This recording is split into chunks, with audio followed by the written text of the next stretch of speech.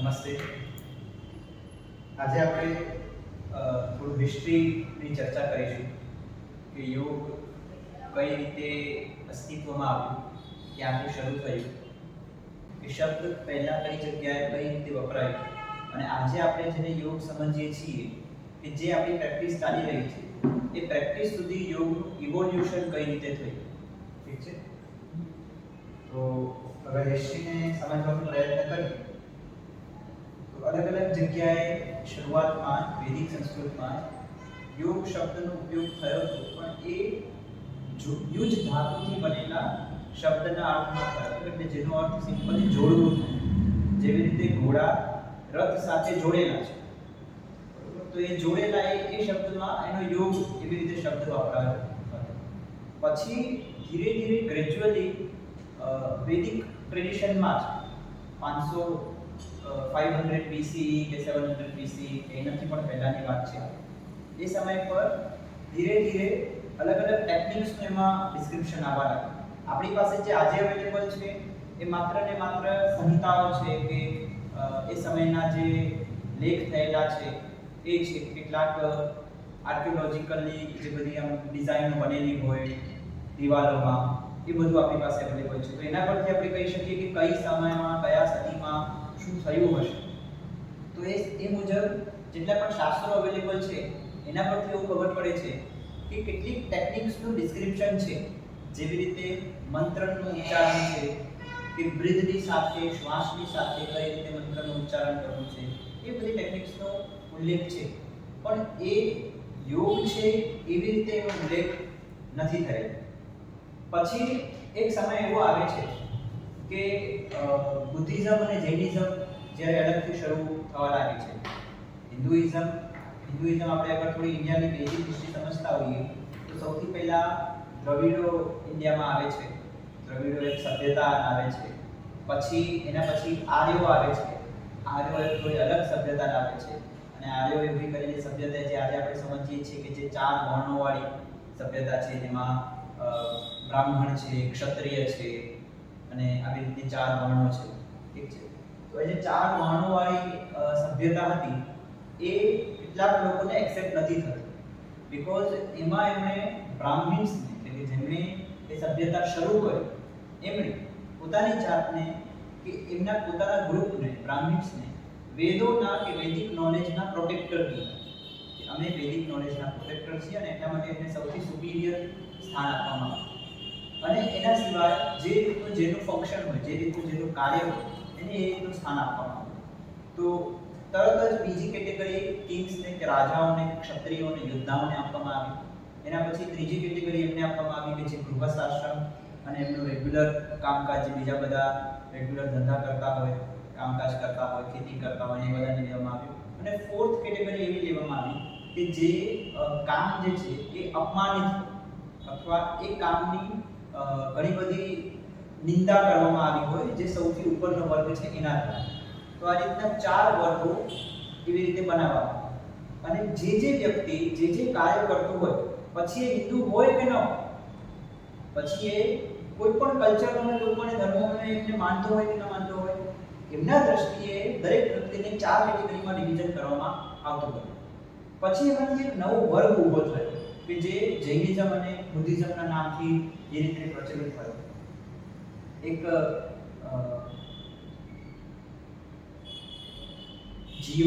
જીવકાસ કરીને પણ એક વર્ગ ઊભો થયો, જે એટલું બધું નોંધ નથી. પણ આ બધા જે અલગ જૂથ ઊભા થતા હતા એમાંથી એક નવી ગ્રુપ ઊભો થાય છે કે જે હિન્દુઇઝમના વૈદિક ટ્રેડિશનથી ઇન્ફ્લુઅન્સ્ડ હોય છે, પણ એનો હિસ્સો નથી હોતો. અને એ ટ્રેડિશનનું નામ છે શ્રમણ. યાદ ન રહે તો કંઈ વાંધો નથી, ખાલી આપણે સમજવા માટે કે ટ્રેડિશન આવી રીતે ઊભું થયું. આ ટ્રેડિશન એ છે કે જેને યોગની આજની જે પ્રેક્ટિસ છે અથવા યોગની જે શરૂઆત થઈ, એની શરૂઆત અહીંથી થઈ. એ શ્રમણ ટ્રેડિશન જે આવ્યું, એમણે પહેલા તો જ્ઞાનની ઉપર બધાનો અધિકાર છે એ માન્યતાથી આપ્યું, અને સંવાદ પર એમણે વધારે ભાર આપ્યો. એટલે જ્ઞાન મેળવવા માટે તમારે સંવાદ કરવો પડે અને દરેક વ્યક્તિ એકબીજા સાથે સંવાદ કરે એ રીતની એમની માન્યતાથી વસ્તુઓ આગળ વધે.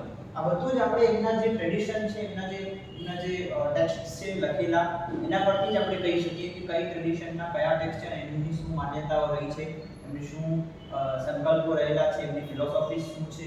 ફિલોસોફી એટલે બીજું કંઈ જ નહીં પણ જીવન જીવવાની રીત. તેમની જીવન જીવવાની રીત, એમનો જીવન પ્રત્યેનો દૃષ્ટિકોણ કેવો હતો એ એમણે લખેલી બુક પરથી આપણને ખબર પડી. તો એમાં આપણને એવું ખબર પડી કે એ લોકો એક એવી પ્રેક્ટિસ ડેવલપ કરી રહ્યા છે કે એમનું એવું માનવું છે કે લાઈફનો જે બર્થ અને રિબર્થનો ચક્ર છે એમાંથી નીકળવું પડે. સંસારમાં જો તમે ફસાયેલા રહો તો તમે ક્યારેય બી આમાંથી બર્થ અને રિબર્થમાંથી છૂટી ન શકો. તો બર્થ રિબર્થના સાયકલમાંથી છૂટવા માટે એમને કીધું કે ગોલ ઓરિએન્ટેડ. એમનો ગોલ શું હતો? મોક્ષ. કે બીજો શબ્દ એ સમય પર ઉપયોગમાં આવે તો નિર્વાણ. અને મોક્ષ અને નિર્વાણ માટે જો ટૂલ હતો એ ટૂલ અલ્ટિમેટલી બન્યો તો ધ્યાન. શરૂઆતમાં આ ધ્યાન શબ્દ નતો આવ્યો. શરૂઆતમાં આવ્યો તો તપ, અથવા હું એવું કહીશ પહેલા આવ્યું તો ઇન્દ્રિય નિગ્રહ.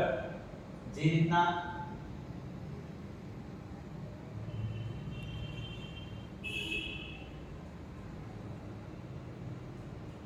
ભલે એક્ઝેક્ટલી આ શબ્દ ન વપરાયા હોય પણ હું જે પ્રગટ કરી રહ્યો છું એ ભાવ પ્રગટ કરી રહ્યો છું. કદાચ શબ્દો બીજા હોય તો ગોલ ઓરિએન્ટેડ. ગોલ એનું હતું મોક્ષ અને નિર્વાણ. એટલે કે જે બર્થ અને રિબર્થની જે સાયકલ ચાલી રહી છે એમાંથી નીકળવા માટે શ્રમણ જે ટ્રેડિશન ઊભું થયું કે જે સત્યને સમજવા માટે ડિસ્કશન્સ કરી રહ્યું હતું, સંવાદ કરી રહ્યું હતું, કોઈ પણ કેટેગરીનું હોય, કોઈ પણ કાસ્ટનું હોય, કોઈ પણ ધર્મનું હોય, એ વ્યક્તિઓ એને વાત કરી શકે આ તે.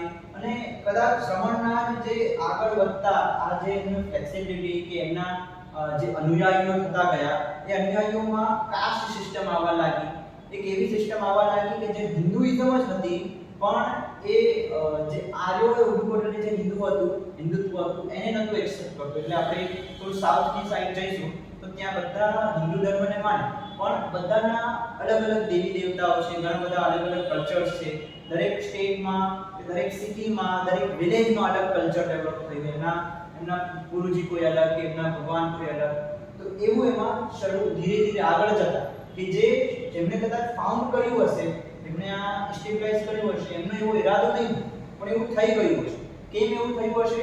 કેમ કે આપણે વચ્ચે ચર્ચા કરી હતી કે માણસનું એવું એક ટેન્ડન્સી છે કે જ્યારે એને જાતે વિચારવું નથી હોતું ને, કે જાતે વિચારવાનો કષ્ટ નથી કરવો હોતો, ત્યારે એ પોતાના નિર્ણયો કોઈ એક મહાપુરુષના નિર્ણય ઉપર થોપી દે છે. કેમ કે આ આવું કરે છે એટલે હું આવું કરું છું. કેમ કે આ બધા જ આવું કરે છે એટલે હું આવું કરું છું. આ બધા જ આવું કરતા હોય કે આ વ્યક્તિ આવું કરતું હોય એટલે તમારે આવું કરવું, એવું કરીને તમે પોતાના નિર્ણયને કે પોતાના કર્મને ડિફેન્ડ નથી કરી શકતા.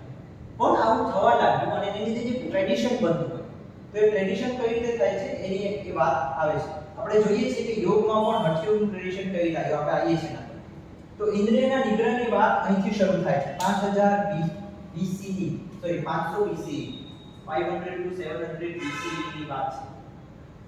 એટલે સેન્ચુરી શરૂ થઈને એની પહેલા 5th to 7th બિફોર સેન્ચુરીની વાત છે.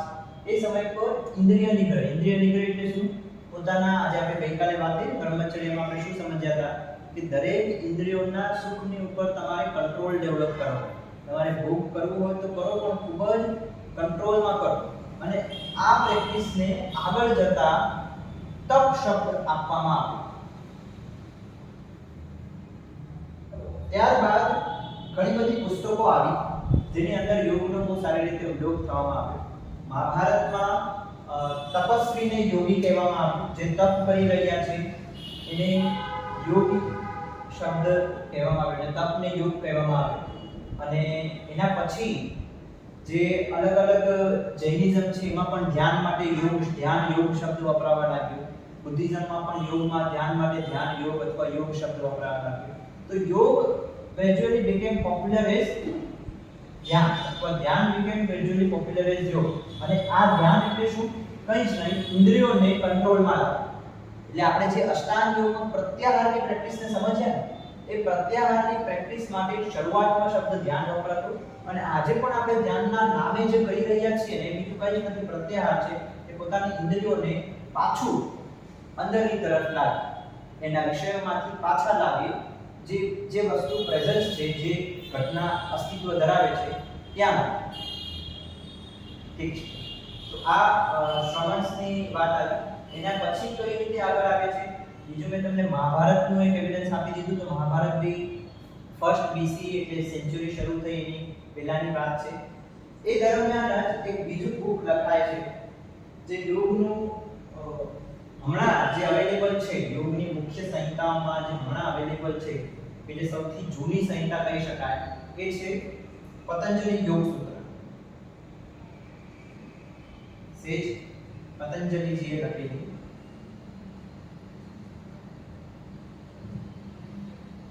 પતંજલિ યોગ સૂત્ર. એ યોગ સૂત્ર ને આજની તારીખમાં દર્શન શાસ્ત્ર તરીકે એક્સેપ્ટ કરવામાં આવ્યું છે. અને જે લોકો પ્રેક્ટિસમાં બહુ માની રહ્યા છે કે જે આસન પ્રાણાયામ ધ્યાન ધારણા ધ્યાન મુદ્રા સમાધિ મુદ્રા વગેરે પ્રેક્ટિસ કરી રહ્યા છે, એ બધા લોકો આ સંહિતા આ બુકને એક રીતે માત્ર ને માત્ર ફિલોસોફિકલ બુક કહી રહ્યા છે. પણ ઓરિજિનલી જોવા જઈએ તો આમાં જે યોગની વ્યાખ્યાઓ થઈ છે ને આમાં જે રીતે યોગને વર્ણવવામાં આવ્યું છે ત્યાંથી યોગની શરૂઆત થાય છે. એક જૂનામાં જૂની બુક છે કે જે યોગની વાત કરી રહી છે. આની અંદર આપણે જે ગયા વર્ષે જે લોકો આપણી સાથે જોડાયેલા હતા એમાં આપણે યોગને 5 વૃત્તિઓને સમજ્યું છે, ચિત્તની 5 વૃત્તિઓને સમજ્યું છે. તે વૃત્તિઓનો નિરોધ કરવો, એમાં એવી રીતે યોગ કહ્યું. એનાથી જે ક્લેશો છે એ ક્લેશોને ઓવરકમ કરી શકીએ. જે અવિદ્યા, અસ્મિતા, રાગ, દ્વેષ, અભિનિવેશ 5 ક્લેશ આપણે જોયા હતા. એ ક્લેશને ઓવરકમ કરવાના છે. તો એ એમણે યોગની વાત કરી અને એના માટે એમણે અષ્ટાંગ યોગનું વર્ણન કર્યું. તો અષ્ટાંગ યોગમાં યમ, નિયમ, આસન, પ્રાણાયામ, પ્રત્યાહાર, ધારણા, ધ્યાન, સમાધિ વ્યાખ્યા આપણે આ સંહિતા મુજબ થોડા ઘણા વિશે સમજવાની પ્રયત્ન કરી. તો આ પાતંજલિ યોગ સૂત્ર જે આખું એક યોગ શાસ્ત્ર કહી શકાય એની રચના કરી. યોગની એક મુખ્ય બુક. આ સંહિતાનો જે પહેલો સૂત્ર છે અથ યોગાનુશાસન, એમાં અથનો મતલબ થાય છે અનુશાસન મતલબ અથ એટલે કે હમણે હવે જેની હું શરૂઆત કરી રહ્યો છું કે whatever I am going to present, જે પ્રેઝન્ટ કરી રહ્યો છું. અનુશાસનનો એક અર્થ એવો થાય છે કે જે ચાલતું આવી રહ્યું છે, જે શાસન, જે પરંપરા ચાલતું આવી રહ્યું છે, એટલે કે જે યોગનું નોલેજ ચાલતું આવી રહ્યું છે એ હું તમારી સામે મૂકી રહ્યો છું. તો જે સેજ પતંજલિ છે કે જે પતંજલિ ઋષિ છે એ એવું નથી કરી રહ્યા કે આ મારું નોલેજ છે, પણ આ ચાલતું આવતું નોલેજ છે. તો પણ આ રેકોર્ડેડ એવો નોલેજ છે જે આજે આપણી પાસે અવેલેબલ છે. આની અંદર એક પણ રીતે કોઈ પણ રીતે આસનોના નામ નથી આપ્યા.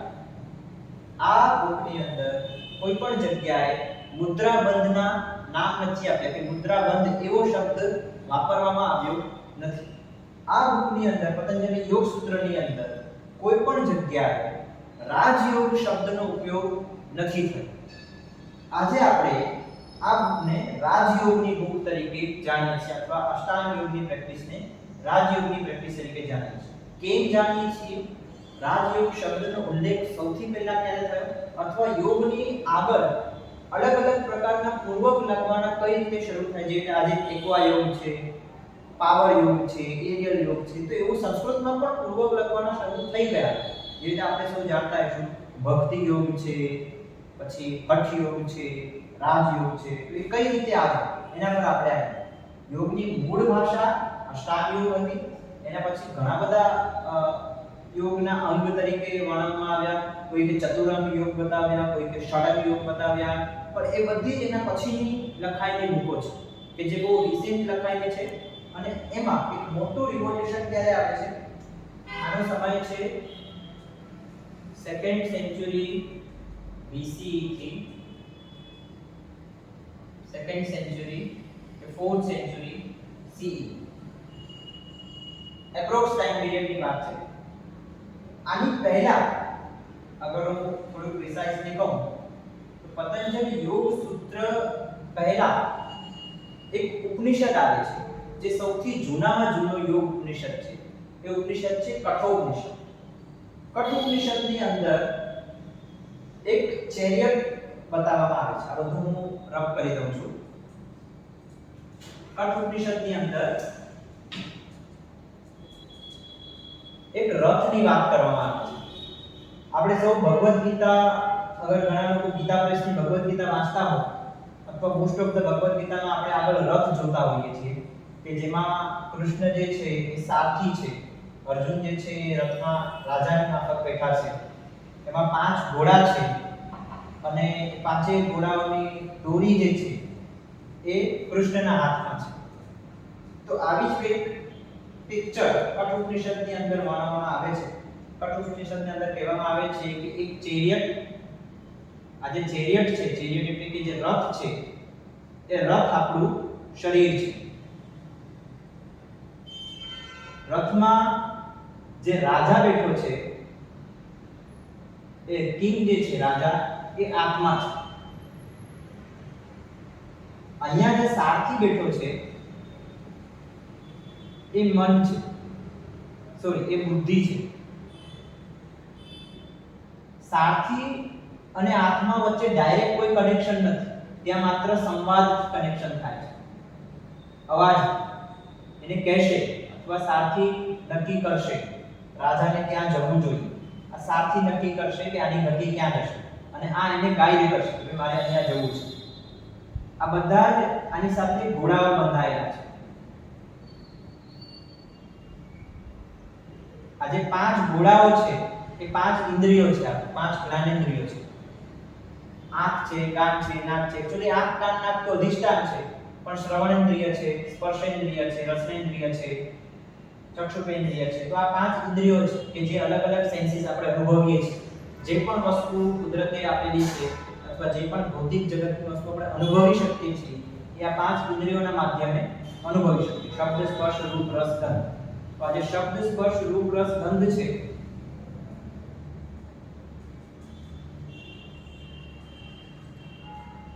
આ ઇન્દ્રિયોના વિષયો છે.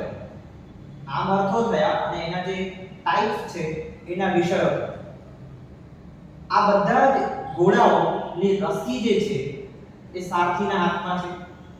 એટલે ઘોડાઓની પકડ કોના હાથમાં છે? સારથીના હાથમાં છે, બુદ્ધિના હાથમાં છે. આ જે રસી છે એ છે મન. જે ઘોડાઓ જે છે એ છે ઇન્દ્રિયો.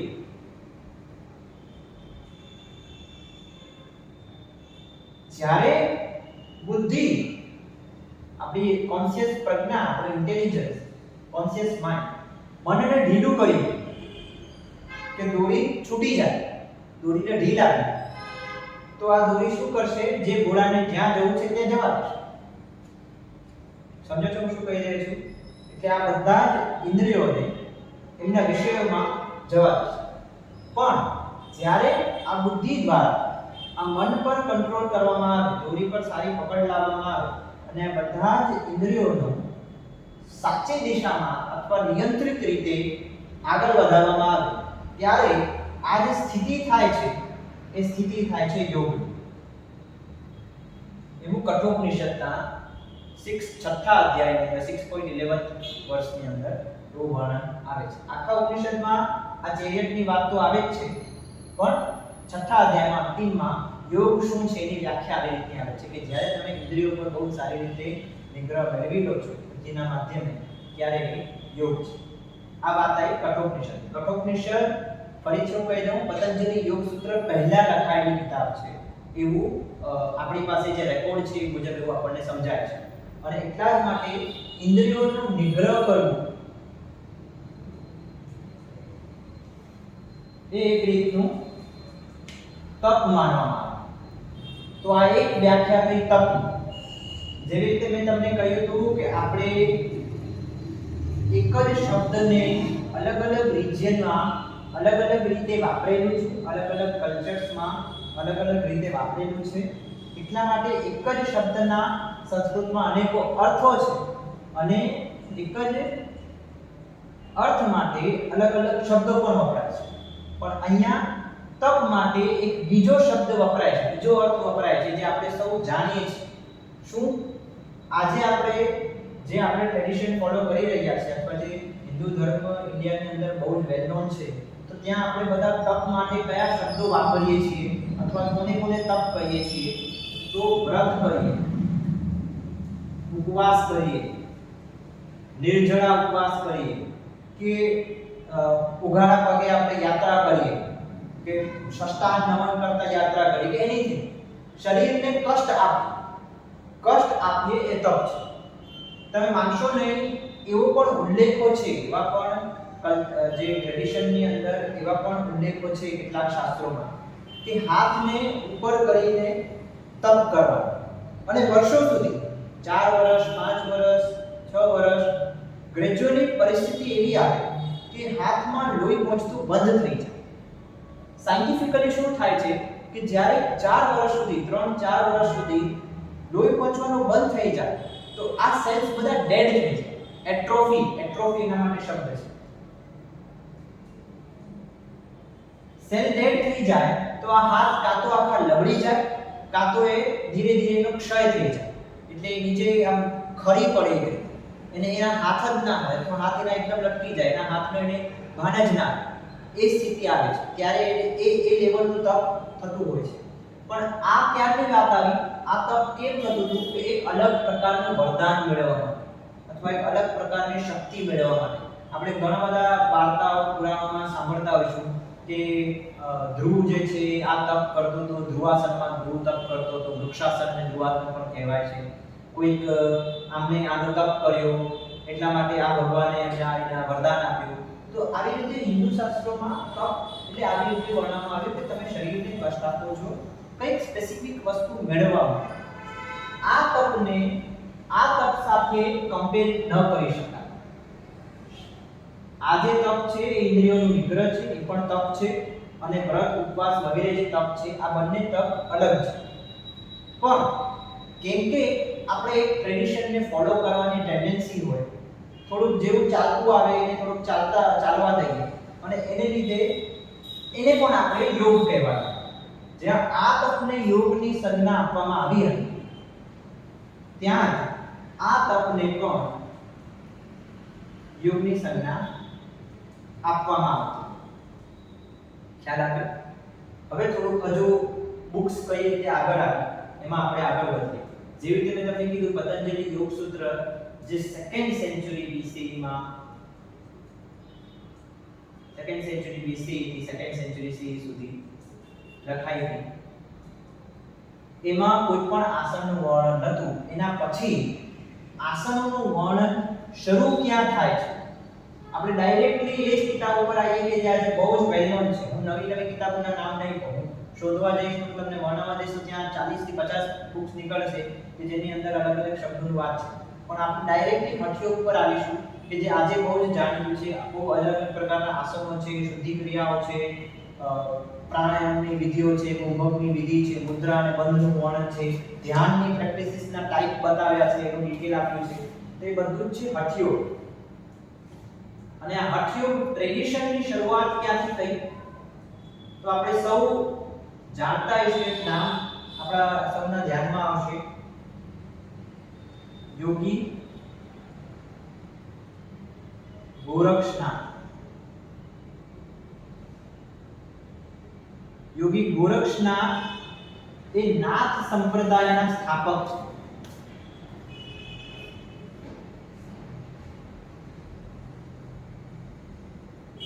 આ જે બુક છે ને પતંજલિ યોગ સૂત્ર, એમાં આપણે જોયું હતું પંચક્લેશમાં વીર્યશમાં કે આ એક કિતાબ એવી છે કે જે સાંપ્રદાયિકતાનો વિરોધ કરે છે, પણ એક સાંપ્રદાયિકતાની સ્થાપના થઈ છે એક યોગી દ્વારા, અને એ એપ્રોક્સિમેટલી 10મી 11મી સદીની વાત છે. યોગી ગોરક્ષનાથ એક બહુ જ સારી રીતના કહે છે કે બહુ જ ટ્રેડિશનલી એક સારા એવા વિદ્વાન હિન્દુ ધર્મના ગુરુ હતા, એક રીતના સેજ હતા. એ જે સેજ હતા એમનું યુપીની અંદર નહીં પણ કદાચ પાકિસ્તાનની બોર્ડરની અંદર મંદિર બી છે. તમે અગર ગૂગલ પર સર્ચ કરશો તો તમને એમની આખી હિસ્ટ્રી ને બધું ડેટા મળશે. આ યોગી ગોરખનાથે નાથ સંપ્રદાયની સ્થાપના કરી. એમણે ઘણી બધી હિન્દુ ધર્મની ઉપર કેટલી બધી કિતાબો લખી છે, કેટલા બધા ગ્રંથો લખ્યા છે અને એમણે 2 યોગ શતક લખ્યા. એટલે એમનું ગોરખ શતક, એમની કિતાબનું નામ છે ગોરખ શતક. શતક એટલા માટે કેમ કે બંનેમાં 100 શ્લોક છે, એકમાં 100 છે, એકમાં 101 છે. એ બંનેને ભેગી કરીને ગોરક્ષ પદ્ધતિ તરીકે પણ ઓળખવામાં આવે છે. આ ગોરક્ષ પદ્ધતિની અંદર એમણે 6 યોગની વાત કરી, ષડંગ યોગ. અહીંયા અષ્ટાંગ યોગ હતું, આમાંથી યમ નિયમ અહીંયા નીકળી ગયા અને ડાયરેક્ટ આસનથી પ્રાણાયામ, પ્રત્યાહાર, ધારણા, ધ્યાન અને સમાધિ, આ રીતના ષડંગ યોગની અહીંયા વાત. 6 યોગ થઈ ગયા. અહીંયા આસન રહી ગયા પણ યમ નિયમ નીકળી ગયો અને અહીં આસનના 2 નામ આપ્યા. ધારણાની પ્રેક્ટિસ આવી કે ધારણા કઈ રીતે કરવાની, 5 એલિમેન્ટ પર ધારણા કરવાની. પ્રત્યાહાર શું છે એનું થોડું ડિટેલ વર્ણન આવ્યું. પ્રાણાયામ શું છે અને પ્રાણાયામ કઈ રીતે કરવાનું એનું થોડું સુપરફિશિયલ ડિસ્ક્રિપ્શન આવ્યું. ધ્યાન કેટલા પ્રકારના, તો 2 પ્રકારના, સૂક્ષ્મ ધ્યાન અને સ્થૂળ ધ્યાન. તો એ રીતનું અહીંયાથી થોડું પ્રેક્ટિસ વાઇઝ વધારે શરૂ થયું. આ જે બુક હતી કે જે નાથ સંપ્રદાયના સ્થાપકે લખેલી હતી કે જ્યાંથી હઠયોગની શરૂઆત થાય છે અથવા જ્યાંથી આસન, પ્રાણાયામ વગેરે જેવી પ્રેક્ટિસની શરૂઆત થાય છે ત્યાં કોઈ પણ જગ્યાએ હઠયોગ શબ્દનો ઉપયોગ નથી આવતો. આ હઠ જે શબ્દ જે છે એ ધીરે ધીરે ગ્રેજ્યુઅલી જે લોકો આ પ્રેક્ટિસ કરી રહ્યા હતા, તપસ્વી કે જે થોડી તપ કરતા હતા, એ પોતાના માટે એક હઠ શબ્દ વાપરવાનું શરૂ કરે છે.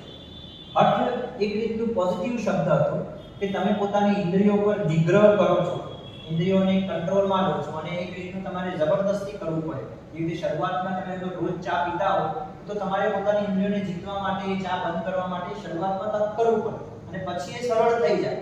પણ એ જે તપની જે વાત છે એ અહીંયા આવે છે કે આ તપને એમણે હઠ શબ્દ આપવામાં આવ્યો.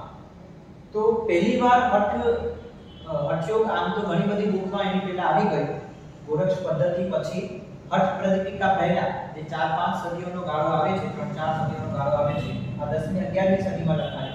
અને હઠ પ્રદીપિકા જે એક સંહિતા છે જે હઠયોગની નાથ સંપ્રદાયના સ્વામી સ્વાત્મારામની સંહિતા છે, એ બંને વચ્ચે અંદાજે 400 વર્ષનો ગાળો છે અને 400 વર્ષના ગાળાની અંદર અંદાજે 20 થી 25 નાથ સંપ્રદાયના જ ફોલોવર્સનું નામ આવી જાય છે જે હઠ પ્રદીપિકાની અંદર વર્ણવવામાં આવે છે.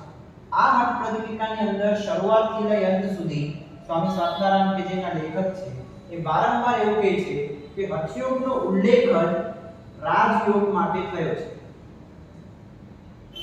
અને અહીંયા રાજયોગનો અર્થ જે પતંજલિ યોગ સૂત્રમાં બતાવેલ અષ્ટાંગ યોગ છે એ કઈ રીતે ખબર પડે છે તો એના પછી એક બીજી બુક લખાય છે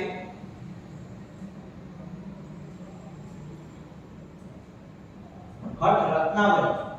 બહુ રિસેન્ટ બુક છે, 17મી સદીની આજુબાજુની બુક છે. એની અંદર સેજ પતંજલિજીએ લખે રાજયોગ એવી રીતનું વર્ણન આવે છે અથવા અષ્ટાંગ યોગ વાળો રાજયોગ કે ચિત્તની વૃત્તિઓનો નિરોધ કરનારો રાજયોગ એ રીતનું વર્ણન આવે છે.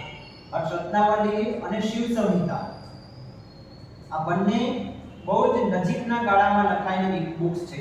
એટલા માટે એક નામ પ્રચલિત થયું, એ હતું 4 પ્રકારના યોગ: હઠયોગ, રાજયોગ, લયયોગ અને મંત્રયોગ. હવે આવી રીતે આ ડિવિઝન્સ પડવા લાગ્યા.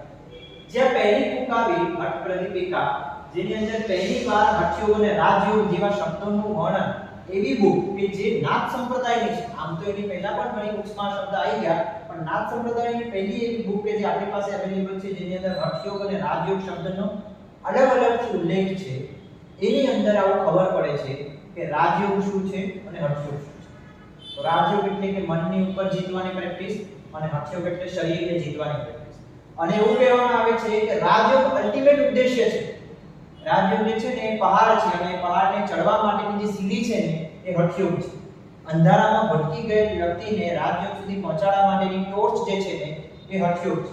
આવા ઘણા બધા એક્ઝામ્પલ સાથે સ્વામી સ્વાત્મારામ એવું જસ્ટિફાઈ કરી રહ્યા છે કે રાજયોગ સુધી પહોંચવા માટે અલ્ટિમેટ ઉદ્દેશ્ય રાજયોગ છે, એના સુધી પહોંચવા માટે હઠયોગ જરૂર છે. કદાચ એ સમય પર સમયની જરૂરત એવી હતી કે લોકો ઇન્દ્રિયના નિગ્રહને તો કરે છે પણ શરીરને ધ્યાન નથી આપતા. એમનું શરીર જે છે એ ડીકે થતું જાય છે. જેવી રીતે અગર તમને ખ્યાલ હોય અથવા તમે કોઈ બુદ્ધના નિર્માણની સમયની જે એમની સ્થિતિનું કોઈ પ્રતિમા જોયું હોય કે પિક્ચર જોયું હોય તો ઇટ વોઝ કમ્પ્લીટલી સ્ટાર્વેટેડ. અથવા બીજા કોઈ પણ વ્યક્તિ કે જે બુદ્ધિઝમ કે જૈનિઝમના જે એકદમ ટ્રેડિશનથી જોડાયેલા હતા કે જેમની સમાધિની તસવીરો આપણી સામે આવતી હોય અથવા જે સ્મરણ ના જે હતા શ્રમણના જે ટ્રેડિશનના જે લોકો હતા અને એમના સમયની જે સમાધિની વાતો જે રીતની સંહિતામાં કેપ્ચર થયેલી છે તો એમાં એવું ખબર પડતું કે શરીર જે છે ને એ બહુ લાંબો સમય સાથ નહોતો આપતો અને એટલા જ માટે હઠયોગમાં એવું ભાર આપવામાં આવ્યો કે તમે શરીરને વધારે ધ્યાન આપો. તમારું શરીર સાથે રહેશે તો અને તો જ તમે રાજયોગને અટેન કરી શકશો, બાકી તમે અટેન નહીં કરી શકો. આવી રીતે બે ડિવિઝન પડે યોગ. બાકી શરૂઆતમાં જે વ્યાખ્યા થઈ એ યોગની એક જ વ્યાખ્યા જે આપણે પતંજલિ યોગ સૂત્રમાં સમજી. હઠયોગના અને શિવ સંહિતામાં બીજા બે પ્રકારના યોગ એક થયા. લય યોગ. લય યોગ એટલે શું? તો કે શરીરની અંદરથી જે અવાજ આવી રહ્યો છે એને સાંભળવો. આના માટે બીજો શબ્દ વપરાય છે નાદ યોગ. અવાજ પર ધ્યાનને કેન્દ્રિત કરવું. અલ્ટિમેટલી બધાનો ઉદ્દેશ્ય પાછો એક જ, સમાધિ. અને છેલ્લે એક મંત્ર યોગ. મંત્ર યોગ એક એવી પ્રેક્ટિસ કે જેમાં તમારું માઇન્ડ એક રીતે ડાયવર્ટ થાય છે અને એક રીતના વાઇબ્રેશન્સ મળે છે અને પાછું તમને દૈવના માધ્યમે રાજયોગ સુધી લઈ જાય છે. તો આ રીતના અલગ અલગ પ્રકારના યોગના નામ આવવાના શરૂ થયા. અને એના પછી રિસેન્ટલી, બહુ જ રિસેન્ટલી કદાચ ગઈ સદીમાં 50-100 વર્ષ પહેલા ગીતા પ્રેસને આ બધા જ્યારે ભેગા થયા અને એમાં અલગ અલગ શાસ્ત્રો ઉઠાવી અને એને પણ યોગના નામ આપવામાં આવતા ગયા. તો એમાં જ ભક્તિ યોગ શબ્દ આવી ગયો, એમાં જ જ્ઞાન યોગ શબ્દ આવી ગયો, કર્મ યોગ શબ્દ આવતા ગયા. તો બધા નવા નવા શબ્દો આવી રીતે આવતા ગયા. તો આમ આપણે જે યોગની પ્રેક્ટિસ કરી રહ્યા છીએ એ મૂળ યોગ છે કે નહીં એને સમજવા માટે આપણે એને થોડું ડિટેલમાં થોડું રૂટમાં આપણે ગયા કે આ હિસ્ટ્રી શું છે. આજની તારીખમાં જે પાવર યોગ છે કે જે એકવા યોગ છે એ કેટલું સાચા અર્થમાં યોગ છે એ આપણને નથી ખબર. પણ હા, બધી જ પ્રેક્ટિસને અગર ફરીથી જોવામાં આવે અને એને ડિવાઇડ કરવામાં આવે તો એ બે રીતે ડિવાઇડ કરી શકાય. એક રાજયોગ અને એક હઠયોગ. જેવું મેં ડિવિઝન નથી આપ્યું. ડિવિઝન કોણે આપ્યું છે? સ્વામી સ્વાત્મારામે હઠ પ્રતિપીઠા. એમણે જે હઠયોગ અને રાજયોગનું વર્ણન કર્યું છે એમાં એમના મત અનુસાર અગર એવું છે કે હઠયોગ અધૂરું એકલું છે તો પછી આપણે આજે માત્ર આસન કરીને એવું કઈ રીતે કહી શકીએ કે હું યોગ કરું છું?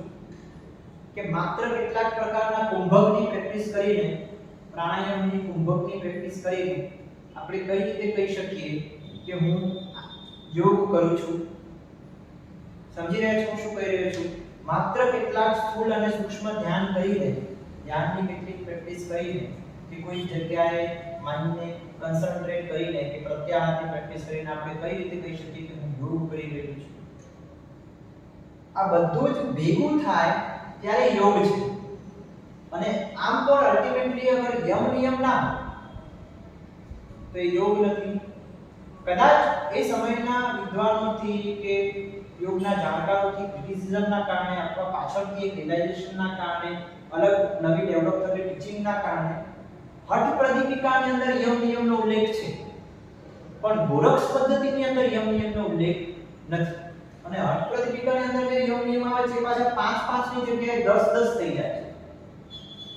આ માત્ર એટલા માટે હું તમને કહી રહ્યો છું કે જે બુકે હઠયોગ શબ્દનો ઉપયોગ અને રાજયોગ શબ્દનો ઉપયોગ કર્યો એ બુકની અંદર એવું કહેવામાં આવ્યું છે કે રાજયોગ અલ્ટિમેટ ઇન્ટેન્શન છે.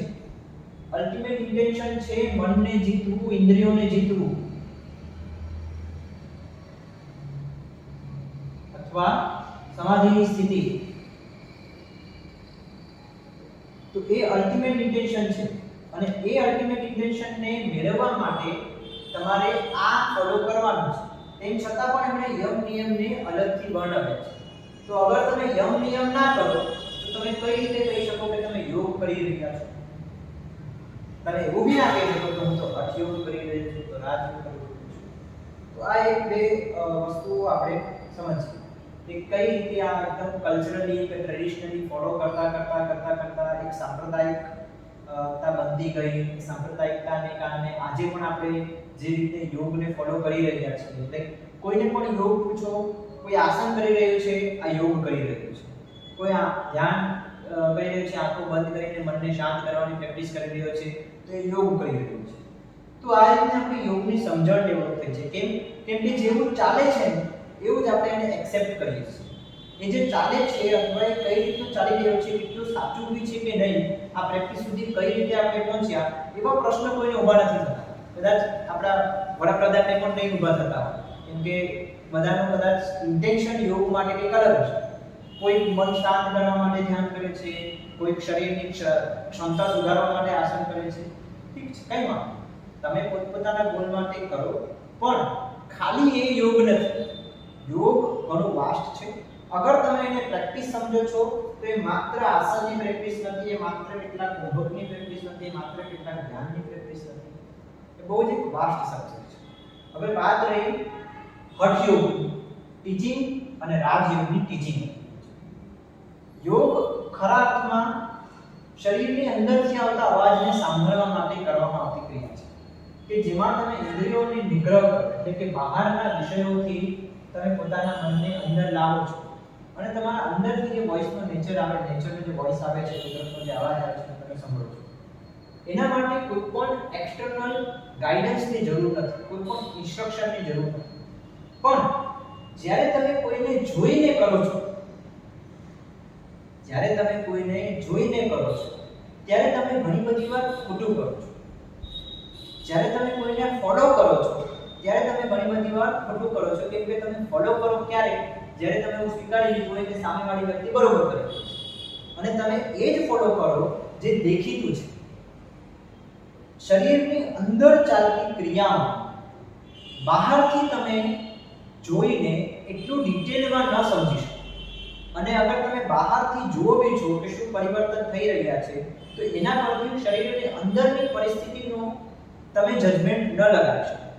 ફોર એન એક્ઝામ્પલ, અહીંયા ઊભા તમને અગર સ્ટેન્ડિંગ પોઝિશનમાં કમર મારી સીધી રાખતા ધીરે ધીરે ફોરવર્ડ બેન્ડિંગ કરું છું અને હું ધીરે ધીરે ફોરવર્ડ બેન્ડિંગ કરતા આખો નીચે બી જતો રહું છું, તેમ છતાં પણ તમને એવું લાગતું હશે કે અરે બાપ રે, આમ તો બધું ખેંચાતું હશે આ તે, પણ મને આ સ્થિતિમાં સિર્ફ પણ સ્ટ્રેચ નથી આવતો. જો હું થોડુંક વધારે એફર્ટ કરું છું, શરીરને થોડું વધુ નીચે લઈ જાઉં છું, તો મને મારા હેમસ્ટ્રિંગ્સમાં સેજ ખેંચાણ આવે છે. પણ તમને કઈ રીતે ખબર પડશે મને ખેંચાણ આવે છે કે નહીં આવે? એટલે જ્યારે હઠયોગની વાત આવે કે જેમાં લોકો જોઈને પણ પ્રેક્ટિસ શરૂ કરતા હતા, ખાસ કરીને આસનની, ત્યાં ગુરુના ઇન્સ્ટ્રક્શનની બહુ જ વધારે જરૂર પડે. જ્યાં કુંભકની વાત આવી કે પ્રાણને રોકવાનું છે, કઈ રીતે રોકવાનું છે, કઈ રીતે કયો બંધ લગાવવાનો છે, કઈ રીતે તમને ખબર પડે, એટલે ત્યાં ઇન્સ્ટ્રક્શનની વાત વારંવાર આવે. અને આમ તો આઈડિયલી કોમન ઇન્સ્ટ્રક્શન એવા જ કે પોતાની ક્ષમતા મુજબ. હઠયોગ જે આપણે અગર કહીએ કે શરીરની ક્ષમતા વધારવા માટે આપણે કરી રહ્યા છીએ, શરીરની ક્ષમતા વધારવા માટે આપણે કરી રહ્યા છીએ. તો શરીરની ક્ષમતા વધારવી એટલે શું? કે શરીરની અંદર ચાલતા ન્યુટ્રિશનના ફંક્શન, શરીરની અંદર ચાલતા તમામ ફિઝિયોલોજિકલ ફંક્શન ની ક્ષમતા વધે એટલે ઓછી ઉર્જામાં એ ફંક્શન્સ થવા લાગે. ફોર એન એક્ઝામ્પલ, તમે અગર રનિંગ કરી રહ્યા છો, તમે ક્યારેય રનિંગ નથી કરતા પણ આજે તમે રનિંગ કરી રહ્યા છો અને તમે આજે 1-2 કિલોમીટર ભાગી ગયા, તો એ જે 1-2 કિલોમીટરની તમારી જે રનિંગ રહી એને તમને બહુ જ એક્ઝોસ્ટ કરી દીધા. તો એ એક્ઝોસ્શનના કારણે તમને બહુ જ થાક લાગશે. તમને 2 દિવસ સુધી 3 દિવસ સુધી થોડું વધારે આરામ કરવો પડશે, એટલે તમારી એનર્જી વધારે વપરાય. તમારા શરીરની કેપેસિટી એટલી નથી કે 2 કિલોમીટર એકસાથે ભાગી શકો. પણ તમે જો ગ્રેજ્યુઅલી વારંવાર ધીરે ધીરે પોતાની ક્ષમતા મુજબ ભાગો છો અને એટલું જ ભાગો છો કે તમારા રેગ્યુલર આરામના એ કવર થઈ જાય છે. તમે આજે 1.5 કિલોમીટર ભાગ્યા, 5-7 દિવસ સુધી અડધો કિલોમીટર ભાગ્યા, પછી 800 મીટર ભાગ્યા, પછી 1 કિલોમીટર ભાગ્યા, એમ ધીરે ધીરે તમારી ક્ષમતા વધારો છો અથવા પોતાની પ્રેક્ટિસ વધારો છો, સાથે સાથે શરીરને આરામની જરૂર પણ પૂરી કરો છો, તો એક સ્થિતિ એવી આવે જેવી આજકાલ એથ્લેટ્સની વચ્ચે કે રોજના 10 કિલોમીટર ભાગે તો બી એમની 8 કલાકની ઊંઘ કે 6 કલાકની ઊંઘ પૂરી થઈ જાય. એ સવારથી સાંજ સુધી એકદમ ફિઝિકલી એક્ટિવ હોય તો પણ એમની 6-8 કલાકની અંદર ઊંઘ પૂરી થઈ જાય. આવું ક્યારે શક્ય બને? જ્યારે એમના શરીરની ક્ષમતા વધે છે. તમે પ્રાણાયામ કેમ કરો છો? પ્રાણાયામ ખાલી મન શાંત કરવા માટે નથી. પ્રાણાયામની કુંભક આપણે કરી રહ્યા છીએ, even ભસ્ત્રિકા કુંભક બી આપણે એટલા માટે કરી રહ્યા છીએ કે તમારી શ્વાસ લેવાની, શ્વાસ નિકાળવાની ક્ષમતા વધે, રોકવાની ક્ષમતા વધે. નાડી શોધન ક્રિયામાં શું કરીએ છીએ આપણે? સૌથી વધારે મહત્વનું છે હોલ્ડિંગ. સૌથી મહત્તમ સમય આપણે હોલ્ડિંગને આપીએ છીએ. બહાર નિકાળવાના શ્વાસને સૌથી વધારે સમય આપીએ છીએ. તો હોલ્ડિંગ અને એક્ઝેલેશનનો ટાઈમ સૌથી વધારે એ માટે છે કે તમારા શ્વાસ લેવાના મસલ્સ એક્ટિવ હોય જ, પણ ધીરે ધીરે શ્વાસ નીકળે એ મસલ્સ પણ એટલા જ એક્ટિવ રહે. એ મસલ્સની કેપેસિટી જ્યારે વધશે, શારીરિક ક્ષમતા જ્યારે વધશે, ત્યારે ક્ષમતા વધશે એટલે શું? ઓછી ઊર્જામાં આપવાનું એ જ એક્ટિવિટી સારી રીતે થશે. એટલે અલ્ટિમેટલી શું થશે?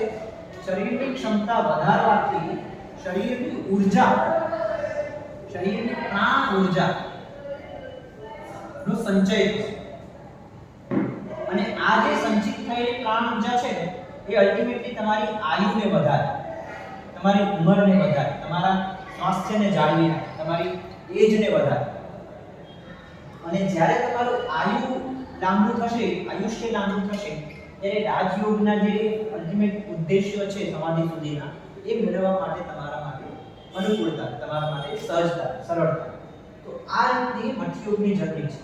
પણ હઠમાં જ્યારે તમે પોતાની ક્ષમતાથી વધારે કરી દો છો, ત્યારે આ જે સંચિત થયેલી ઊર્જા છે ને, એ ઓછી છે.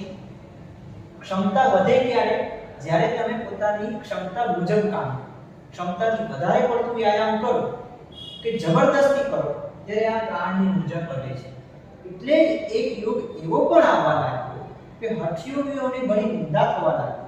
અને ચરક સંહિતામાં કે સુશ્રુત સંહિતામાં એક જગ્યાએ મેં વાંચેલું વિધાનોમાં કે જે યોગી છે, હઠયોગી છે, એને પ્રાણવાયુ સ્ત્રોતસના આ વ્યાધિઓ થઈ શકે છે કે એને થાય છે. કેમ થાય છે? કેમ કે જબરદસ્તી એક્ઝોસ્ટ થઈ જાય છે. જેવી રીતે શોધન કર્મમાં આખું 6-6.5 મીટરનું એક 3 ઇંચનું કાપડ હોય, 2.5 ઇંચનું 2 ઇંચનું મિનિમમ જાડાઈ વાળું કાપડ હોય, કોટનનું કાપડ હોય, એને અમારે આખું ગળવાનું, 10 મિનિટની અંદર એ ગળીને નીકાળવાનું. અમે તો 10 મિનિટમાં કરતા હતા, પણ અમે જ્યારે નેશનલ કોમ્પિટિશન રમવા ગયા ત્યાં 1-2 મિનિટની અંદર ઊભા આખું સ્ટમકમાં નાખી અને કાઢી નાખ્યું. એક પ્રેક્ટિસ એમણે એવી ડેવલપ કરી, એમણે એમાં એમના સ્ટમકની કેપેસિટી એવી ડેવલપ કરી. ગ્રેજ્યુઅલી રોજ પ્રેક્ટિસ કરતા એમની એ કેપેસિટી ડેવલપ થઈ. મને પણ યાદ છે અમે જ્યારે સૂત્ર ખેતી કરતા, સૂત્ર એટલે કે જે ધાગા આવે છે, એ ધાગાને બાંધીને એકદમ ટાઈટ કરીને એકદમ 2-3 mm સુધીનો કે 4 mm સુધીનો એક ધાગો બને. એ ધાગાને ફરાવતા નાકમાં નાખવાનું, ગળામાં આવે કે 2 આંગળીઓથી એને બહાર કાઢવાનું અને પછી એને ધીરે ધીરે થોડું ઘસી અને ધીરે ધીરે ખેંચવાનું. શરૂઆતમાં કેટલાક લોકોને લોહી બી નીકળી જાય અને મોજ માથું દુખે ને ઘણું બધું થાય, પણ ધીરે ધીરે એક પ્રેક્ટિસ આવતી જાય. તો એ પ્રેક્ટિસમાં મને જ્યાં સુધી ખ્યાલ છે કે એક સ્થિતિ એવી આવી હતી કે એકવાર હું મોઢામાં નાખી દેતો, પછી મને હાથ નાખ્યા વગર પણ, અથવા હું સિર્ફ જીભ સુધી લાવી દઉં, હોઠ સુધી લાવી દઉં, એના પછી હું ડાયરેક્ટ નાકના મસલ્સથી એને ખેંચતો. આવું કરીને જે આપણે ગળફું કેવી રીતે ખેંચતા હોઈએ છીએ, પોસ્ટ નેઝલ બ્રીથનું, એ રીતે હું એ સૂત્રને ખેંચતો થયો. તો એ સ્નાયુઓ સુધી કેપેસિટી ડેવલપ થઈ. જેવી રીતે આજે બાબા રામદેવ તમને ટીવીમાં નોવલી કરીને બતાવતા હશે, પેટ એકદમ અંદર ખેંચી વચ્ચેના સ્નાયુઓ બહાર કાઢી અને લેફ્ટ રાઈટ વામ નોવલી દક્ષિણ નોવલી કરતા હોય. તો એ ક્યારે કરી શકે છે? જ્યારે એમને એમના મસલ્સ પર કંટ્રોલ ડેવલપ કર્યો અને ગ્રેજ્યુઅલી ડેવલપ થયું. તો હઠયોગ અલ્ટિમેટલી શરીરના જે પણ અંગો પર તમે કોન્શિયસ કંટ્રોલ ડેવલપ કરી શકો છો, એ કંટ્રોલ ડેવલપ કરી એની ક્ષમતા વધારવા માટે કરવામાં આવે છે, એની ક્ષમતા ઘટાડવા માટે. એટલે એના ટાર્ગેટ જે છે ને, એ યુનિવર્સલ ટાર્ગેટ કે જે બહારના સમયમાં, આજના સમયમાં જે બહાર જે ટાર્ગેટ ચાલી રહ્યા છે કે તમારે આ કોમ્પિટિશનમાં આસન 1 મિનિટ માટે રોકવો છે, 2 મિનિટ માટે રોકવો છે, એ સ્પર્ધા મુજબ તમારે ન કરવા છે. તમારે આઈડિયલી અગર કરવા જ છે આસનો, એ પોતાની ક્ષમતા મુજબ કરવા છે. આપણે પણ જે સવારે હઠયોગના સેશન્સ થાય છે તેમાં આપણે એક જ ઇન્સ્ટ્રક્શન વારંવાર આપતા હોઈએ કે ધીરે ધીરે કરો, શરીરની ક્ષમતાને સમજતા કરો, અવેરનેસ સાથે કરો, અને જ્યારે તમે આવી રીતે કરો તો તમારો જે મુખ્યનું ઇન્ટેન્શન છે કે તમારા શરીરની ક્ષમતા બની રહે, વધતી રહે, શરીરની પ્રાણ ઊર્જા સંચિત રહે અને ઓછામાં ઓછી ઊર્જામાં પણ તમારા શરીર જ્યારે સારી રીતના ફિઝિયોલોજિકલ ફંક્શન કરતું થાય તો તમારું આયુષ્ય, હું તો કહીશ સ્વાસ્થ્યમય આયુષ્ય સુધરતું થાય, લાંબુ થાય અને વધતું થાય. ઠીક છે? આ આપણા હમણાં સુધીના યોગના જે બેઝિક ઇતિહાસ કહેવાય કે યોગ શું છે અને કઈ રીતે આપણે યોગને સમજીએ છીએ એની આપણે આ હિસ્ટ્રી સમજીએ. મોડર્ન યોગનું એક અલગ કલ્ચર છે. મોડર્ન યોગમાં જે આપણે ડીકેએસ આયંગર છે અને પટ્ટભી જોઈસ છે, એમના એક કોમન ગુરુ છે. એ જે ગુરુ હતા જેમણે સાઉથમાં શરૂ કર્યું યોગનો અભ્યાસ વગેરે, હઠ યોગનો અભ્યાસ વગેરે, એ હિમાલયમાં 5-7 વર્ષ રહીને એક યોગી પાસેથી શીખીને આવ્યા. અને એવી રીતે આજે જે આપણે આસનવાળી યોગ કે પ્રાણાયામ કુંભકવાળી યોગને સમજીએ છીએ એ આવી રીતે હમણાં આજકાલ ડેવલપ થયું છે. તો આમ જે પણ આપણે યોગ સમજતા હોઈએ એ યોગ કેટલા અર્થમાં યોગ છે અને યોગની કઈ ક્રિયાનું શું મહત્વ છે એને મેં સમરાઇઝ કરવાનો પ્રયત્ન કર્યો. આજના સેશનમાં હું હિસ્ટ્રી છે કે બહુ લાંબુ નહીં લઉં. કોઈકના કંઈ પ્રશ્ન હોય તો આપણે પૂછીએ અથવા કંઈક ડાઉટ હોય તો કંઈક કહેવું હોય તો એના પર આપણે ડિસ્કશન કરીએ. એકચ્યુઅલી યોગ જે છે એ થેરાપી છે જ નહીં, અને થેરાપી યોગનું જે પ્રેક્ટિસ છે બહુ ખોટું છે. અમે ભલે યોગના ડોક્ટર્સ હોઈએ અને અમારા બધા જ કલીગ થેરાપ્યુટિક યોગની પ્રેક્ટિસ કરતા હોય, પણ અમારું એવો બહુ જ સ્ટ્રોંગલી ઓપિનિયન છે કે થેરાપી શબ્દ જ ખોટો છે યોગ માટે. અને આમ થેરાપી એક નેચરોપેથ માટે પણ શબ્દ વાપરવો બહુ ખોટો છે, કેમ કે થેરાપી એટલે સિમ્પટોમેટિક રિલીફ, અને યોગ તમને ક્યારે પણ તમારા રોગમાં સિમ્પટોમેટિક રિલીફ માટે ન કરે. તમને કમર દુખતી હોય તો તમે હેમસ્ટ્રિંગની સ્ટ્રેચિંગ કરો તો એ રીતની ફિઝિયોથેરાપી થઈ ગઈ, પણ એ યોગ નથી. તમને કમર દુખતી હોય તો એ જ્યારે દુખે છે ત્યારે તમે તમારા શરીરને સાંભળો, જે પોઝિશનમાં દુખે છે એ પોઝિશનમાં ન બેસો અને પોતાના કમ્ફર્ટ ઝોનને શોધો. અને ખાલી એટલું જ નહીં, ઓવરઓલ રૂટીનમાં તમને જ્યારે ભૂખ લાગે ત્યારે તમે જમો, જેવી ભૂખ લાગે એ સમય પર એવું જમો, ઇન્દ્રિયોનો નિગ્રહ કરો. બધા જ આપણે જે બ્રહ્મચર્યની આપણે વાત કરી, ગીતાની વાત કરી, એ બધા જ ઇન્દ્રિયોના વિષયોમાંથી મનને પાછું લાગીએ અને શરીરના અંદરથી આવતા અવાજને સમજીએ ત્યારે આપણને ખબર પડે. ઇન્દ્રિયોના ઇન્ટેલિજન્સમાં રહે, ઇન્દ્રિયોના ભોગના ઇન્ટેલિજન્સમાં રહીએ તો આપણને ખબર ના પડે શરીરની અંદરથી શું અવાજ આવી રહ્યો છે. તો એ ખરા અર્થમાં યોગ છે. અને જો એવું થવા લાગે ને તો પછી અમે જે પ્રેક્ટિસ કરી રહ્યા છીએ એમાં એવા ડોક્ટર્સની જરૂર નહીં પડે. જેટલા પણ અમારા પેશન્ટ છે કે અમારી સાથે જોડાયેલા છે એમને ખબર છે કે અમે બધાને એક જ ગાઈડન્સ આપી રહ્યા છીએ, સેમ જ ઇન્સ્ટ્રક્શન આપી રહ્યા છીએ. હું જે રૂટીન કરી રહ્યો છું એ જ રૂટીન હું તમને કહી રહ્યો છું. હું તમને એવું નથી કહી રહ્યો કે તમે એક ટ્રેડિશનને ફોલો કરો, કે સવારે ઉઠીને તમે નારિયેળ પાણી જ પીઓ, સવારે ઉઠીને તમે દૂધીનો રસ જ પીઓ. એવા ટ્રેડિશનને નથી બનાવી રહ્યા. આપણે એવી પ્રેક્ટિસ ડેવલપ કરી રહ્યા છીએ કે જેમાં તમે તમારી રીતે તમારા શરીરને યોગ્ય નિર્ણય લો. તમારું શરીર તમને જેવું કે એ રીતે તમે નિર્ણય લો. ઠીક છે? આ વર્ષનો યોગ ડેનો થીમ છે વસુધૈવ કુટુંબકમ. આખું યુનિવર્સ જે છે એ કુટુંબ છે.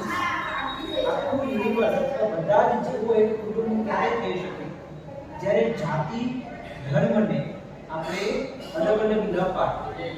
એક માનવ ધર્મ એક ધર્મ બને, અથવા એક જીવનો ધર્મ એક ધર્મ, સત્ય આપણો ધર્મ બને, અહિંસા આપણો ધર્મ બને. દરેક વ્યક્તિ કે દરેક વ્યક્તિમાં જે ડિવિઝન પડી રહ્યા છે એ ડિવિઝન્સમાં આપણે ભેદભાવ ન લાગે.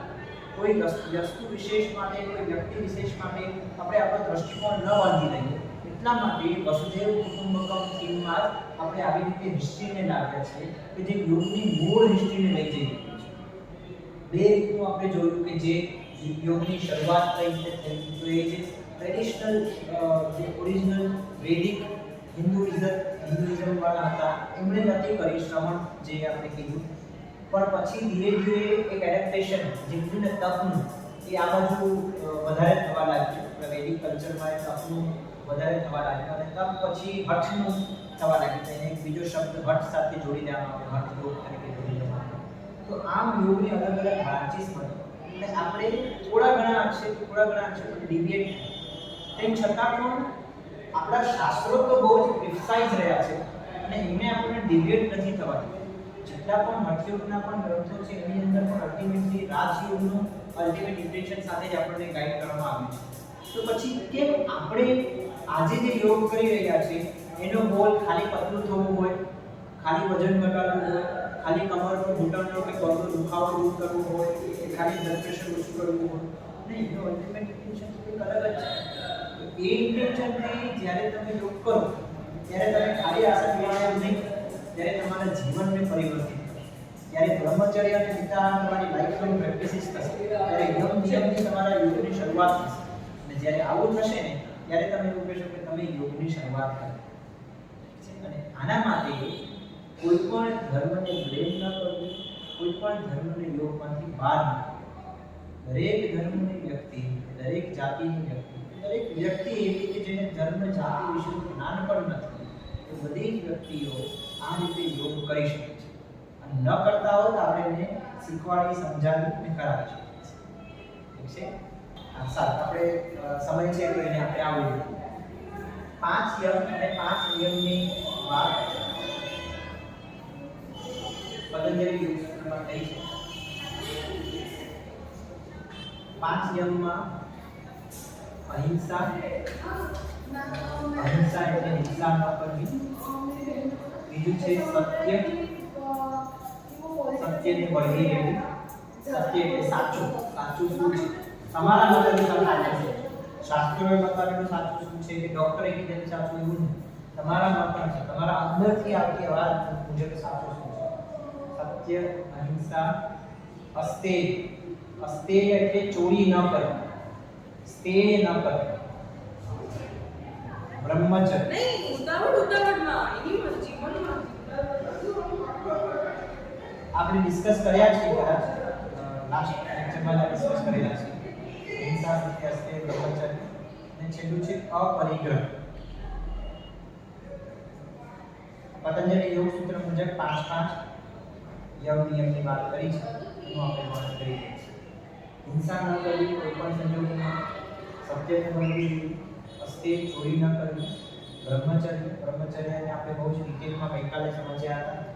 તો એ સેશન આપણે ફરી રિવાઇઝ નહીં કરતા, પણ એટલું હું કહી દઈશ કે બ્રહ્મચર્ય એટલે તમારા જે સેન્સરી ઇન્ટેલિજન્સ છે ને, તમારી ઇન્દ્રિયોનું જે એકદમ તમને પ્લેઝર મળે છે, એ પ્લેઝર માટે તમે બહુ જ તડપડો નહીં અને પ્લેઝરની પાછળ ન ભાગો. એ પ્લેઝરનો જે તમારી ડિઝાયર છે એને તમે એ રીતે કંટ્રોલ કરો, એને પૂરા વશમાં લાવી દો અને પોતાના ઇન્દ્રિયોને સાચી રીતે દિશા આપો. એ છે બ્રહ્મચર્ય. તો ખાલી સેક્સ્યુઅલ ડ્રાઈવને નહીં, પણ દરેક સેન્સરી ડ્રાઈવને કંટ્રોલ કરવાની વાત એટલે બ્રહ્મચર્ય. અપરિગ્રહ એટલે પરિગ્રહ ન કરો. પરિ એટલે બીજા, ગ્રહ એટલે ગ્રહણ કરો. તો બીજાની વસ્તુ પર પોતાનો અધિકાર જપાવવો એ છે અપરિગ્રહ, એ પરિગ્રહ. અને એ ન કરવો એટલે અપરિગ્રહ. જે રીતે ગઈકાલે આપણે ઉદાહરણ સાથે સમજ્યા હતા કે ગાયના દૂધ પર માણસનો અધિકાર છે. કઈ રીતે કે ગાયના દૂધમાં 4 આંચળ છે, એમાં 2 આંચળ ગાયના વાછરડા માટે છે અને 2 આંચળ માણસ માટે છે. આવું બી દલીલ છે. આ પરિગ્રહની મેન્ટાલિટી કે ના, ગાય દૂધ આપે છે ને એ મારા માટે આપે છે, ગાય દૂધ આપે છે એક્ચ્યુઅલી એના વાછરડા માટે આપે છે, પણ એના પર આપણે પોતાનો અધિકાર જમાય કે પરિગ્રહ. એવું ન કરીએ અપરિગ્રહ. તો શું આપણું છે અને શું આપણું નથી એની સમજણ એટલે અપરિગ્રહ. યમ આ 5 થયા કે જે યુનિવર્સલી જેની વ્યાખ્યા એક જ છે. પછી આવે છે નિયમ. એ ઇન્ડિવિડ્યુઅલ લેવલ પર આવે, આ સોસાયટીના લેવલ પર આવે. અને નિયમ જે છે એ ઇન્ડિવિડ્યુઅલ લેવલ પર આવે, પોતાના સેલ્ફ ગ્રો માટે. એમાં શરૂઆત થાય છે શૌચ. આ શૌચ અહીંયા શારીરિક શુદ્ધિની વાત નથી, મનની સત્વની શુદ્ધિની વાત છે. બીજું છે શૌચ સંતોષ, સેટિસ્ફેક્શન. તપ, સ્વાધ્યાય અને ઈશ્વર પ્રણિધાન. જેમણે પહેલું લેક્ચર અટેન્ડ કર્યું હશે એ તપ, સ્વાધ્યાય, ઈશ્વર પ્રણિધાનને બહુ સારી રીતે સમજતા હશે. શૌચ, સંતોષ. સંતોષ ધ્યાન રહે, સંતોષ એક રીતનું નિયમ કીધું છે. નિયમ એટલે શું? તમારે નૈમિતિકતાથી કરવાનું, તમારે દરરોજ એને નિત્ય રીતે એને તમારે કરવાનું જ છે. સંતોષ તમારો નિયમ હોવો જોઈએ. તમારી પાસે જે કંઈ બી છે ને એમાં તમને સંતોષ રહેશે ને તો જ તમે યોગમાં આગળ વધશો. તો સંતોષ બહુ જરૂરી છે. તમે સેટિસ્ફાઈડ નહીં હોય ને તો તમારો ટાર્ગેટ જે છે ને એ જે આપણે યોગના જે અલ્ટિમેટ ટાર્ગેટની વાત કરી એ ટાર્ગેટ નહીં. જેવી રીતે અગર હું મારા આવા ફિઝિકથી સંતુષ્ટ નહીં હોઉં તો પછી હું સવાર સાંજ કસરત દબાદબ જિમ્નેસ્ટિઝમ કરતો રહું, હું કીડા ખાતો રહું, હું આ કરતો રહું, તે કરતો રહું, બસ સૂતો રહું, હું કોઈ બીજી એક્ટિવિટીઝ ન કરું અથવા મારા બીજા કોઈ ગોલ ન આવે. પછી હું જો અગર પૈસા કમાવાનો ગોલ રાખી દઉં કે મારે આટલા પૈસા કમાવા છે, મારે આ કરવું છે, મારે તે કરવું છે, તો મારો ગોલ એ જ થઈ ગયો હું જે પૈસા કમાઈ રહ્યો છું એમાં સંતુષ્ટ નથી તો હું વધારે પૈસા કમાવાની કોશિશ કરીશ. એટલે હું ડાયવર્ટ થઈ જઈશ. તમારે ભૌતિક જગતના સુખથી સંતુષ્ટ રહેવાનું છે, એની પાછળ નથી ભાગવાનું. એટલે અહીં આપણે બ્રહ્મચર્યમાં જોઈ લીધું. અને જે કંઈ છે એમાં તમારે સંતુષ્ટ રહેવાનું છે. કેમ સંતુષ્ટ રહેવાનું છે? કેમ કે સંતુષ્ટ રહેશો તો સુખી રહેશો. માં આગળ બેનિફિટ કીધું છે કે સંતોષાત અનુત્તમ સુખ લાભ, એનાથી ઉત્તમ સુખનો લાભ બીજો કોઈ જ નથી. તો સંતોષ સૌથી સુખી બનાવે. જે સંતુષ્ટ નથી એ દુઃખી રહે છે, આપણે સૌને ખ્યાલ છે. તો પોતાના કમ્ફર્ટ ઝોનમાંથી બહાર નીકળીને થોડુંક એક્સ્ટ્રા એફર્ટ પણ એ એફર્ટ પોતાની લિમિટમાં રહે એ ધ્યાન રાખો. એટલે કમ્ફર્ટ ઝોનમાંથી બહાર નીકળવું, થોડુંક સાહસ કરવો, પણ એ સાહસ એટલો જ કરવો જેટલું તમારી ક્ષમતા છે. અને પોતાના શરીરને પ્રતિ, પોતાના મનને પ્રતિ, પોતાની અંદરથી આવતા અવાજને પ્રતિ તમારે જાગૃત રહેવું. એને અનુસાર ઈશ્વરનું ધ્યાન, ઈશ્વરમાં શ્રદ્ધા રાખવી, એની હાજરીને સમજવું. એની હાજરીને સમજવું એટલે શું? કે હા, ઉપરવાળા દેખના, બસ આટલો ભાવ. કોઈક છે આપણી ઉપર કે જે બધું નિરીક્ષણ કરી રહ્યો છે, બધું મેન્ટેન કરે છે, આ ભાવ. પછી ભલે તમે કોઈ ભગવાનના નામમાં માનતા હોય, ના માનતા હોય, તમે જય શ્રી કૃષ્ણ કહેતા હોય કે તમે જય માતાજી કહેતા હોય કે તમે બીજો કોઈ શબ્દ વાપરતા હોય, તમે જે પણ શબ્દ વાપરતા, તમે માલિક શબ્દ વાપરતા હોય, ઈશ્વર વાપરતા હોય, ભગવાન વાપરતા હોય, અલ્લાહ વાપરતા હોય, કંઈ પણ વાપરતા હોય કે ન વાપરતા, તમે માત્ર કર્મોમાં માનતા, તમે માત્ર આવું માનો કે ના છે કંઈક તો છે ઉપર, એટલે તમે ઈશ્વર નિધાન કરી રહ્યો. અને આ ઈશ્વર નિધાન નિયમથી થવો જોઈએ. નિયમથી એટલે દરેક કર્મમાં, તપ દરેક કર્મમાં, સ્વાધ્યાય દરેક કર્મમાં, સંતોષ દરેક કર્મમાં, દરેક ક્ષણે, શૌચ દરેક ક્ષણે. અશુદ્ધિ આવે જ નહીં ને. મનમાં કેમ કોઈ અશુદ્ધિ આવે? આવવો જ ન જોઈએ. નેગેટિવ વિચાર આવે જ નહીં, ખોટો વિચાર આવે જ નહીં, ખોટી જે વસ્તુ આપણે કીધી છે આવે નહીં. સાચું ખોટું શું છે એ આપણે સત્યની ભાષા જ્યારે સમજીએ ત્યારે આવે. તમને અંદરથી જે લાગે ને એ ખોટું છે એ તમારા માટે ખોટું છે, તમને જે લાગે સાચું છે તમારા માટે સાચું છે.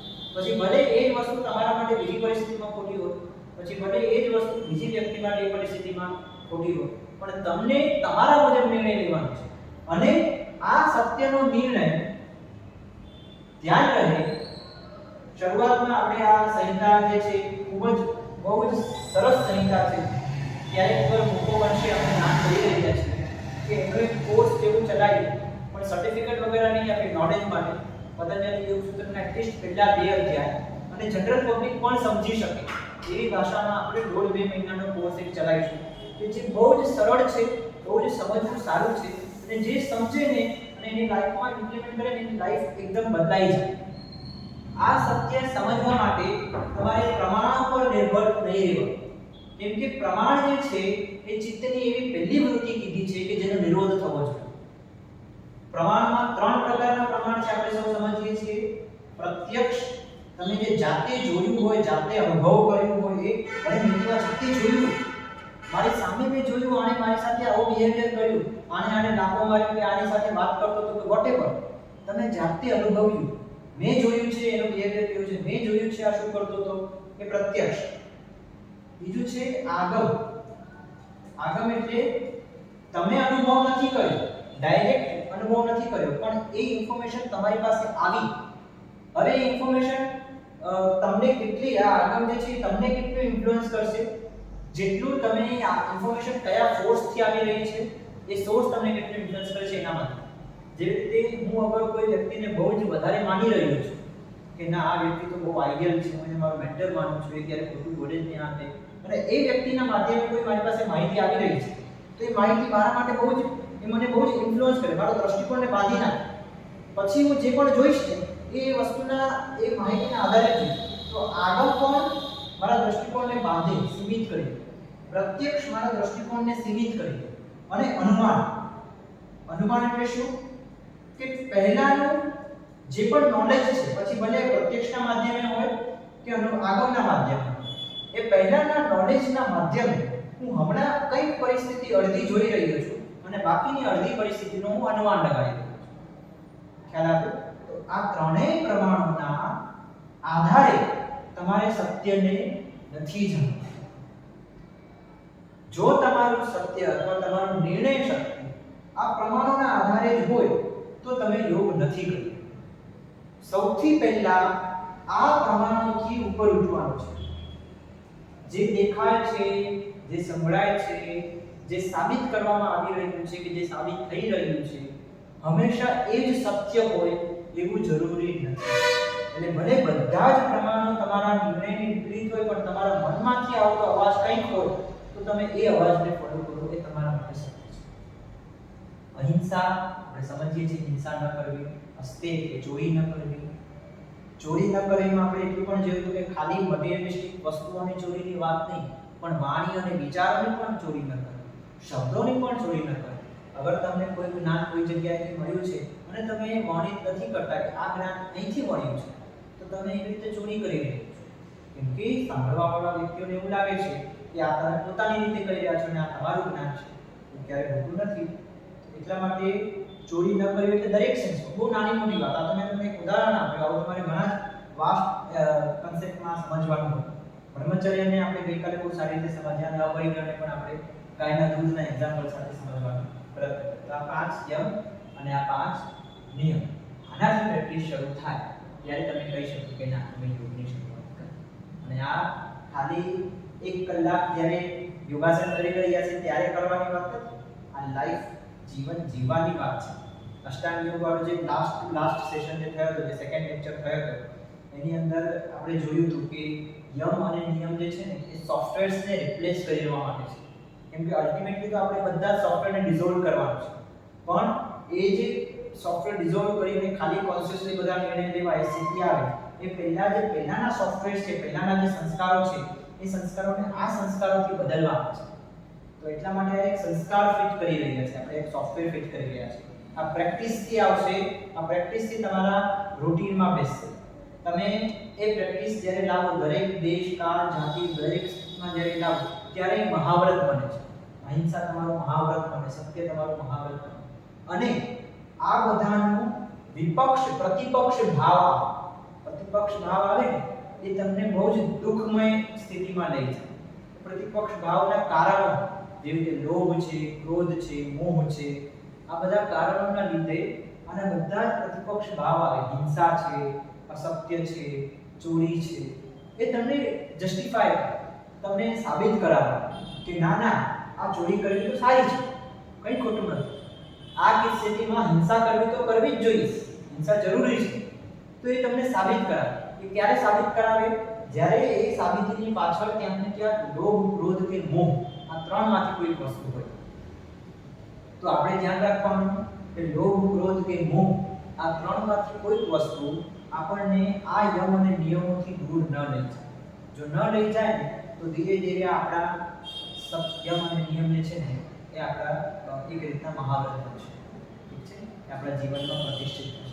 અને પ્રતિષ્ઠિત થશે ને, તો એ બધાના બહુ સરસ એવા બેનિફિટ કીધા છે. જે કે અહિંસામાં પ્રતિષ્ઠિત થાય તો એની સાથે જોડાયેલા જેટલા પણ જીવો છે, એની પ્રત્યેનો વેરનો ત્યાગ થાય. સત્યમાં પ્રતિષ્ઠિત થાય એ વ્યક્તિ ક્રિયાફળાશ્રય, એટલે કે જે ક્રિયાનું ફળ હશે ને એને એક્સેપ્ટ કરતો થાય. એ નિડર થાય, એને ડર ના લાગે, એને સત્તાની સામે પણ સાચું બોલવાની ડર ના લાગે. He is ready to accept the worstest condition. સૌથી ખરાબ કન્ડિશન એને પણ સ્વીકારવા માટે સજ્જ હોય. અને એટલું જ નહીં, એ સ્વીકારી શકે અને એમાંથી બહાર પણ નીકળી શકે એટલી એની તૈયારી હોય, એની કોન્ફિડન્સ હોય. જે અસ્તેમાં પ્રતિષ્ઠિત થાય, જ્યારે ક્યારેય બીજા કોઈને ચોરી ન કરે, ત્યારે એની સામે બધા જ રત્નો ઉપસ્થિત થઈ જાય. એટલે એની ખુશી એટલી બધી હોય કે એને સેટિસ્ફેક્શન એવું થવા લાગે કે એની સામે બધા જ રત્નો આવી ગયા છે.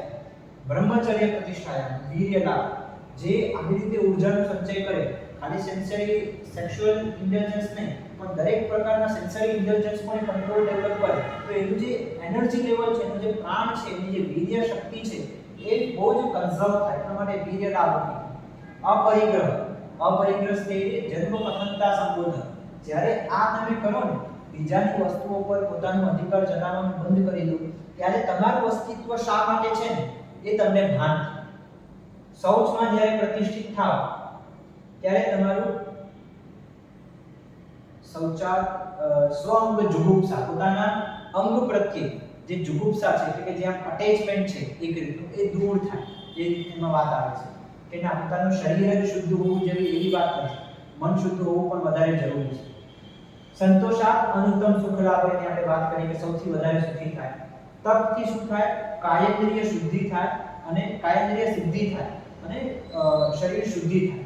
તો આ તપથી આ રીતની જે આપણે હઠયોગની પણ થોડી સમજણ લેવી તો એ શું છે, કમ્ફર્ટ ઝોનમાંથી બહાર નીકળવું. કમ્ફર્ટ ઝોનમાંથી બહાર નીકળીએ તો તમારી કેપેસિટી વધે, કાયેન્દ્રિય સિદ્ધિની જે વાત. સ્વાધ્યાય, સ્વાધ્યાયથી શું થાય છે? ઈષ્ટ દેવતા સંપ્રયોગ એવો ત્યાં શબ્દ વપરાય છે. મારું જેટલી સમજણ છે, ઈષ્ટ દેવતા સંપ્રયોગ એટલે શું કે શરીરની અંદર જે અંદરથી જે કોલ આવી રહ્યો છે, જે રીતે આપણે ચેરિયટમાં જોયું કે આત્મા અને જે ચેરિયટનો રાજા છે, રથનો જે રાજા છે એ અને જે રથનો સારથી છે, એ બંને વચ્ચે કોઈ વસ્તુ નથી. એ જે છે ને ખાલી સંવાદ છે. તો એ અંદરનો અવાજ સાંભળવા માટે તમને બહારના બધા વિષયોમાંથી બહાર નીકળીને સ્વાધ્યાય કરવો. જ્યારે સ્વાધ્યાય થવા લાગે ને ત્યારે અંદરથી શું અવાજ આવી રહ્યો છે તમને ખબર પડવાની. એટલે અહીંયા કીધું કે ઈષ્ટ દેવતા સંપ્રયોગ. ઈશ્વર પ્રણિધાન, ઈશ્વર પ્રણિધાનથી શું થાય? સમાધિ સિદ્ધિ, ઈશ્વર પ્રણિધાન એવી ત્યાં વ્યાખ્યા આપવામાં આવી છે. એટલે કે જ્યારે તમે ઈશ્વરને પ્રતિ પેલા જે અખંડ, જે અનંતને પ્રતિ જે બધું જ એ જ ભાવથી તમે કરતા હોય, હું જે કરી રહ્યો છું એને માટે જ કરી રહ્યો છું કે એ જ બધું કરી રહ્યો છે, હું તો માત્ર એક માધ્યમ છું, જે એ ભાવથી કરી રહ્યા છો, ત્યારે સમાધિની સ્થિતિ જેવી તમારા મનની સ્થિતિ થઈ જાય છે. એ ભાવ તમારા મનમાં આવી જાય છે. સમ આદિ એટલે કે તમે અડધા છો ને અડધું ઈશ્વર છે, તમે અડધા છો ને પેલું બ્રાહ્મિક જે કોસ્મિક એનર્જી છે એ અડધી છે. એ જે સ્થિતિ આવી જાય છે એ સમાધિની સ્થિતિ જેવી તમારી મનની સ્થિતિ આવી જાય છે. તો આવી રીતે યમ નિયમના બેનિફિટ બીજા પછી આસન, પ્રાણાયામ, પ્રત્યાહાર, ધારણા, ધ્યાન, સમાધિ. ઠીક છે, તો આવી રીતે યમ નિયમને થોડુંક કન્ક્લુડ કરી શકીએ.